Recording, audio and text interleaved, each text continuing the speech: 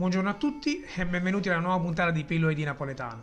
Oggi parleremo di un termine che ha trovato una nuova giovinezza grazie allo street food negli ultimi tempi.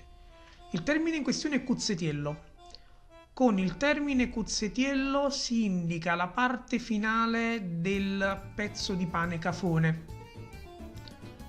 così come viene chiamato il pane cotto nel forno a Napoli. Ed è la parte forse più buona del pane in sé, perché è la parte più croccante, con più sapore. L'etimologia del termine in questione è un po' incerta, ho fatto varie ricerche tra libri e rete e la spiegazione più plausibile è quella che dà Raffaele Bracale, quando fa derivare il termine dal latino cutio, ovvero reseco, taglio, perché il cuzzietillo va tagliato per poter poi essere riempito e richiuso, utilizzato come marenna, ovvero merenda.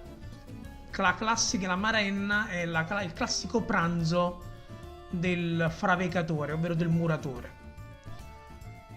Il termine cuzzietillo ha trovato in questo periodo una seconda gioventù perché è stato praticamente utilizzato come risposta al trapizzino.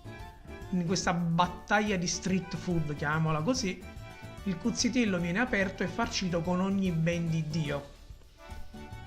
Ho profonda nostalgia del cuzzietello perché dovrei farmi in quel momento 650 km poter prendere una forma di pane, come dico io, come si deve.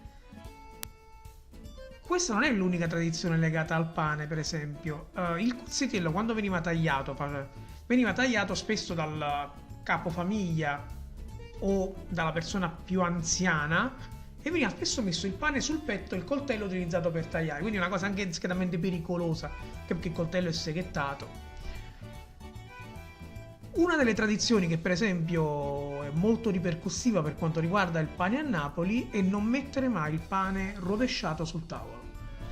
Quando io chiesi perché, mi fu risposto da mia nonna che era perché era come mettere sottosopra Gesù Cristo. Quindi c'era un profondo legame con l'ultima cena, quando Gesù Cristo spezzò il pane e lo diede ai suoi discepoli. Un'identificazione ben precisa di una cosa del genere. Detto questo io vi saluto, vi ringrazio per la vostra attenzione, vi rimando come al solito a una prossima puntata di Pillole di Napoletano e come si dice sempre a Napoli, ciao Brim!